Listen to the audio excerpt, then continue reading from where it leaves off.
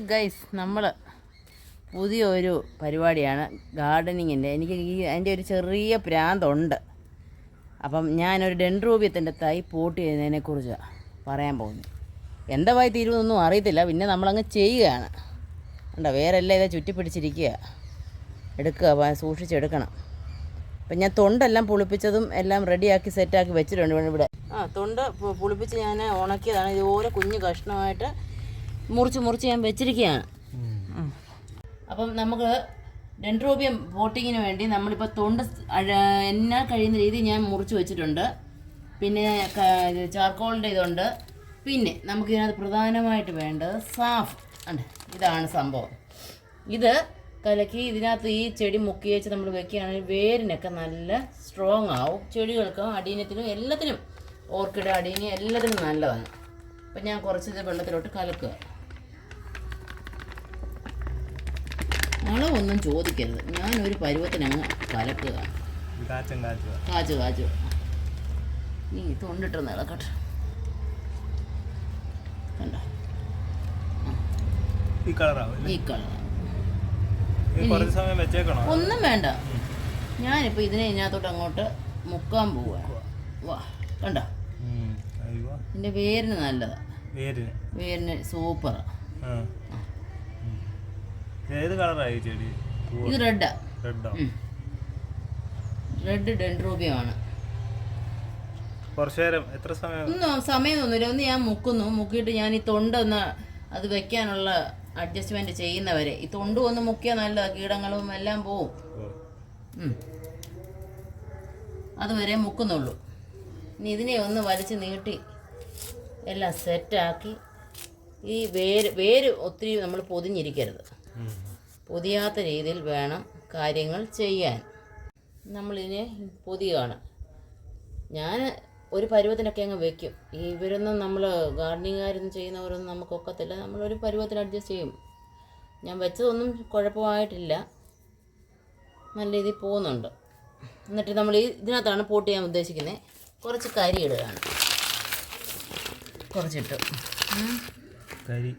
കരിയിട്ട് നമുക്കിനി അടിയിൽ സൈഡിലൊക്കെ ആയിട്ട് കുറച്ച് തൊണ്ട് നിരത്തി കൊടുക്കാം. ഞാൻ പറഞ്ഞല്ലോ, കാരണം ഞാനൊരു അഡ്ജസ്റ്റ്മെൻറ്റ് എൻ്റെ രീതി അനുസരിച്ചാണ് ഞാൻ ചെയ്യുന്നത്. തെറ്റോ അതുകൊണ്ടെല്ലാം കിളിച്ചിട്ടുണ്ട്. എൻ്റെ ഇവിടെ തൂക്കിയിട്ടിരിക്കുന്നതിനെല്ലാം പൂ വരെ ആയി. അല്ല, ഓരോരുത്തർ ഓരോ രീതിയിലാണല്ലോ. എല്ലാ വന്യത്തിനെയും വ്യത്യാസം വല്ലതും ഉണ്ടെങ്കിൽ അഭിപ്രായം ആർക്കും പറയാം. ഇതിനെ താത്ത് വെക്കുകയാണ്. കണ്ടോ, വേര് ഒരിക്കലും മൂടിയിരിക്കാൻ പാടില്ല. ഇനി കുറച്ച് കരി കൂടെ മേളിൽ ഇടുകയാണ്. ഇത് ചരിഞ്ഞു പോകരുതല്ലോ. കയറത്തക്ക രീതി കണ്ടോ, ഇങ്ങനെ ഇരിക്കണം. ഇനിയും തൊണ്ട് കുറച്ചുകൂടെ ഉണ്ടെങ്കിൽ നമുക്ക് നിരത്തിയ ചെടി ചരിയാതെ എടുക്കാതെയൊക്കെ നല്ല രീതിയിൽ നിൽക്കും. കരിയൊക്കെ ഞാൻ സ്റ്റോക്ക് ചെയ്ത് വെച്ചേക്കുന്ന ഇതിനായിട്ട്. വളം ഇപ്പോൾ ഇതൊരു വളമാണ്. ഈ സാഫ് എന്ന് പറഞ്ഞാൽ അതൊരു വളമാണ്. അതിൻ്റെ കൂടെ 19 ഇടും ഞാൻ. അത് സ്പ്രേ ചെയ്ത് കൊടുക്കും. 15 ദിവസം കൂടുമ്പോൾ ഞാൻ അത് സ്പ്രേ ചെയ്ത് കൊടുക്കുന്നുണ്ട്. ഇത് രണ്ടുമാണ് ഞാൻ. പിന്നെ ഒരു ഓർക്കിഡിൻ്റെതായ ഒരു ഇതുണ്ട്, അത് ഞാൻ അതിനകത്ത് കാണിക്കാം.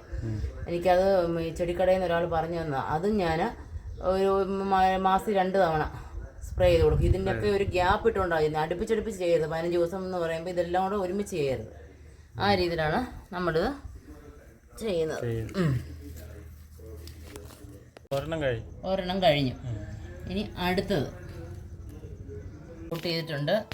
നേരത്തെ ഞാൻ പോട്ട് ചെയ്യാൻ വേണ്ടി കിളിപ്പിക്കാൻ വേണ്ടി ഞാൻ എടുത്ത് വെച്ചിരിക്കുന്നതാണ് ഇതെല്ലാം. ഇതൊരു ചെറിയ പീസേ ഉള്ളായിരുന്നു. ഇത്രയും ഒരു പീസേ ഉള്ളായിരുന്നു. അതിൽ നിന്നാണ് ഞാൻ ഇത്രയും പിടിപ്പിച്ചെടുത്തത്. അത് പക്ഷേ ഈ കൊച്ചിനകത്ത് മതി. അന്നേരം ഇത് കണ്ടില്ല എവിടാന്നുള്ളത്. അതുകൊണ്ടാണ് ഞാൻ അതിനകത്ത് ഇത് രണ്ടും പിടിപ്പിച്ചത്. കിളിക്കുന്നുണ്ട്, കണ്ടില്ലേ? വേര് നമ്മൾ ഒരിക്കലും മറയരുത്. കണ്ടോ, വേര് ഇങ്ങനെ തെളിഞ്ഞു നിൽക്കണം. ഇത്രയേ ഉള്ളൂ സംഭവം. ഇതിനെ ഒന്ന് പൂത്ത് വരണമെന്നുണ്ടെങ്കിൽ നമ്മൾ നല്ലപോലെ മെനക്കെട്ടേ പറ്റുള്ളൂ. പൂ വരുന്നതല്ലേ അതിന്റെ ഭംഗി.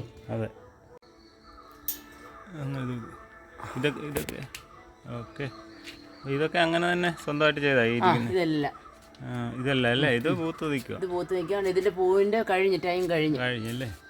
ഓ അത് ശരി. ഇതെല്ലാം അങ്ങനത്തെ നമ്മൾ തന്നെ ചെയ്തെടുക്കും. ഞാൻ തന്നെ കിളിപ്പിച്ചെടുക്കുക. കിളിപ്പിച്ചെടുക്കും അല്ലേ? അടിപൊളി.